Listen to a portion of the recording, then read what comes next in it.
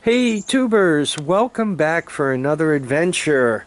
The most frequent question I am asked is, boy, I have this China quad and the wire harness is a mess. How do I get it started? Or I have this 400 or 300EX and it's got a double CDI system. It stops sparking. What do I do? Or, you know, I got this old Honda and I think the CDI is bad. It's got a round plug. How do I fix it? Right? All those questions have a very simple answer. And in this video, I'm going to show you how to do it as simply and cheaply as possible. This video has been kind of made a little bit on this one and that one and the other one. I'm going to try to do it in this video in such a way that we could all understand it. Some people understand by looking at circuit diagrams. Some people understand by me actually wiring it in front of them. Some people understand by repetition. So let me give this video a try and you guys will let me know what you think. So, starting in the beginning, I don't care if you have this engine, or this 400EX, or this 250X, or this 200S motor. You basically have just the motor now, not the whole bike, just the motor. You basically have the following. You have some kind of power source for your CDI, and you have some kind of trigger for your CDI. Right? No matter what, all these engines have that. You have to. If not, you don't have an engine and go take a nap. So, let's assume you have an engine in front of you and you need to start wiring it. Generally speaking, a certain color coding convention is very, very common. This is the pulse generator, and notice it's got a blue and white wire going to it. Very important. This is the stator coil that powers your CDI unit. And if you go through all the trouble of running the wires backwards, you can see it's got a black and red. Right? The blue and white comes out on the harness, and you can see the blue and white, and you can see the black and red. If you go through the trouble of digging through that wire harness, you'll find the same thing. And by the way, where is this located? Right on this side of the bike, right? I just took the cover off. You can see the flywheel. You got magnets in here that stimulate the coils, that generate your power. And you got this magnet out here that triggers that guy. Not, right? So far, not all that hard. If you care, on the 400EX, hopefully you can see the wire colors. See that blue one? That goes to your pulse generator that I just showed you, the trigger. See that green one? That goes to ground. See this red and black, right? That would power your CDI. This one also has an onboard 12 volt. So if I were building an ignition system for this, I would have a tendency to build a 12 volt one. If you look at these wires, they went with blue, and that looks a little yellow, right? You see the black and red, and you see the green. You see only one white wire. This one doesn't have a battery to it, right? The white wire just fires the lights, right? It's kickstart only, so you're stuck using only an AC system for this. So, given that I've showed you on, 3 engines now, the color coding convention, you kind of put it in your mind and kind of know it a little bit. Even on this guy, right? This is the pulse generator from it, and you can see they went with just blue. This is aftermarket. Notice there's also a green wire. One side of the pulse generator comes out and goes to the CDI. The other side goes to ground. If you look at this one, and I think this messes up some people, you can see the blue and white wire. But if you were to take this off, you would say, oh, wait a minute, I don't have ground. Well, yeah, you do. It goes straight to the case, right? they hook it up straight to the case. Let me make sure I'm showing you these. Right, so blue and white and ground go straight to the case, and they were also not nice enough to hook up a ground right here to the case.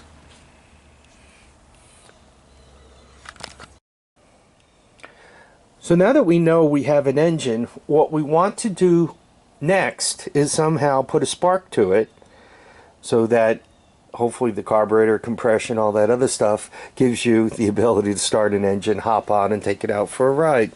Now to do that, you need a bunch of different pieces, okay? You need an ignition coil, right? You need a spark plug.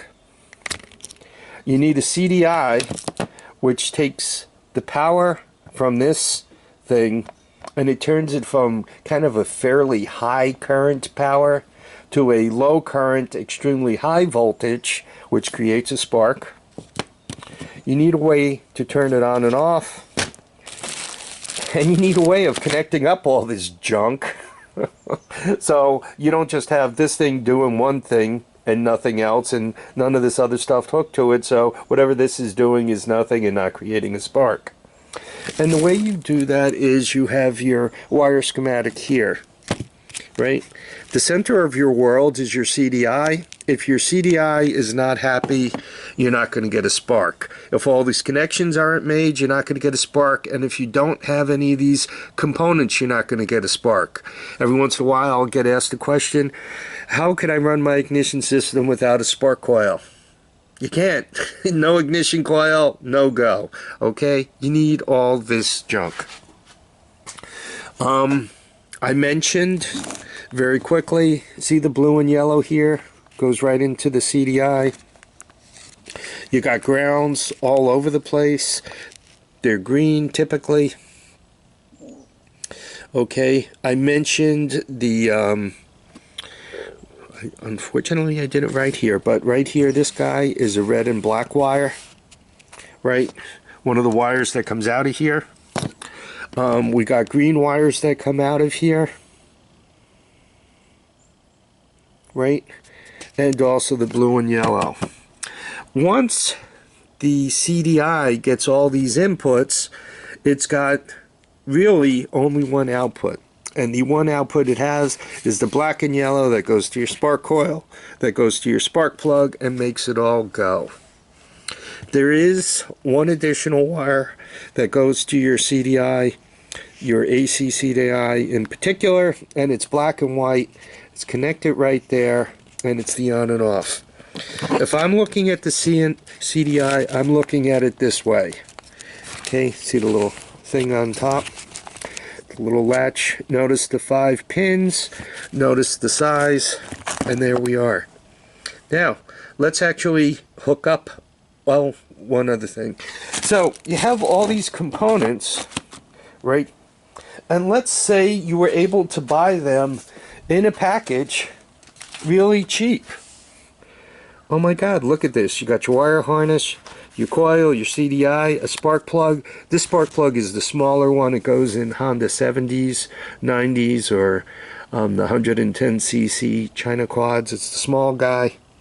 But it has everything there, including the boot and all. That's what you look for to get it. You could see the price. Normally it's free postage. This one came from TD Moto. I think you could get these off of Amazon nowadays. If you buy them directly from China, it typically takes weeks to come to you. And they're cheaper. They're like 13 bucks, sometimes 11 or 12. And if you buy them by people who like buy millions of them and you know, dole them out through eBay, they typically cost a little more, and typically they seem to come from California. Once again, let me, well, seeing as I have the picture right here, let me bring that in just for a second so you guys can pause on that. I'll bring that in for a second just so that you guys could pause on it. So what we have here is my pit bike harness and CDI and ignition coil. basically most of the things from the kit. And all I did was slide the plug into the CDI, not difficult.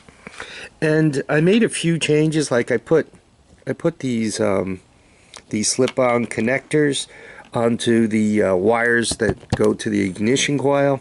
And notice the yellow and black, and notice a green from ground. This wire harness is very nice to us because it gives us a bunch of extra grounds to hang out with, and obviously that's important. So we kind of started at the end of it where the spark plug is. Obviously you have a spark plug, you need ground that goes to it. Typically it gets ground from the engine case. Right as you screw it into the engine case, you get ground, and obviously the center of it's fed off the coil, and one side of the coil needs to go to ground. So there's your ignition. That's really your only output from all of this. When it comes to inputs, right, the blue and white wire, this is the input from the pulse generator, and look, got a nice blue and white wire right here. Okay, blue and white. I have it going into red because I didn't have a blue and white alligator clip. Notice the red and black. I want to get power into this thing from here, and I got a red and black right here.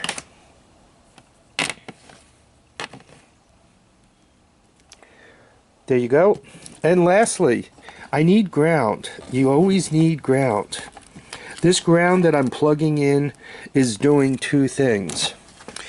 It's hooking up this ground from the stator, right?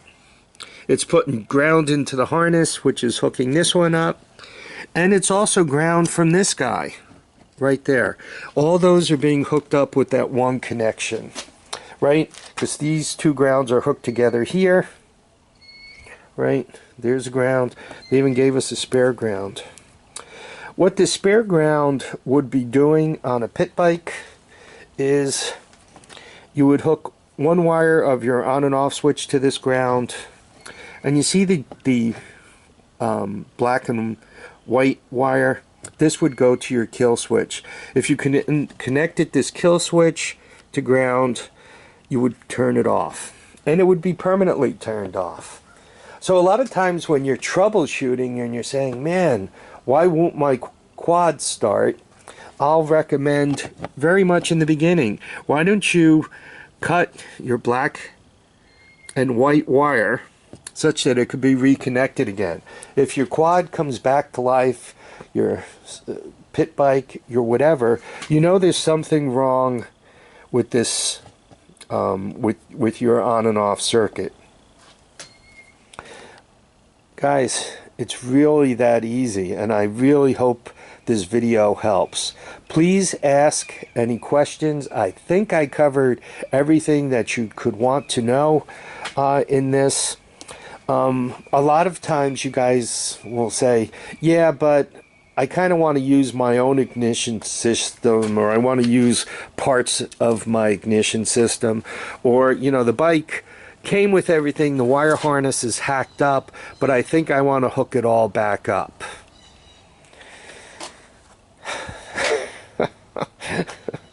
I guess my comment is kind of good luck. If somebody was in there messing with the ignition system, chances are something was wrong, right? Was it your ignition coil? Was it your CDI, right? Was it something else? So I'm a little nervous about that. In my experience, and you guys might say, oh God, you know, never ever ever, but in my experience, I've not had a pulse generator go bad on me. I've bought boxes of stuff that have had bad pulse generators in them. Yeah, that's really about it. I've not had a bike that was running and suddenly it was not running because of a bad pulse generator. I did pick up an engine off of eBay that the person said everything's good but it will not run, and at the factory they hooked up the pulse generator wrong. When they soldered the wires on, they soldered the ground wire of the pulse generator to the blue and white, and then ground was also through the case. So they had ground to ground, and there was no blue and white wire coming out, so to speak. So there was no pulse coming out of the pulse generator. So I rarely ever see a pulse generator go bad. In addition, I rarely ever see a stator coil go bad.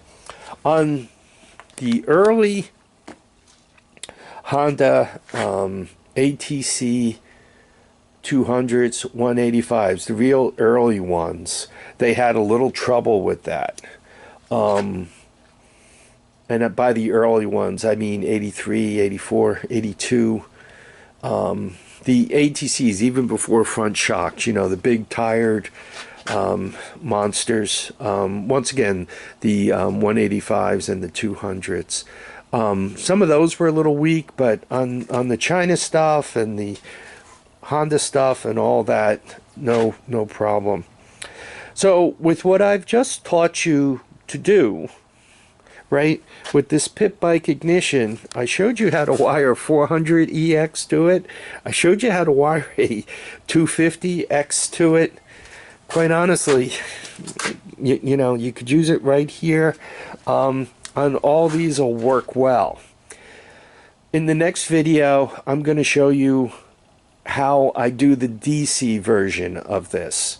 Okay, so the next video will build upon this one.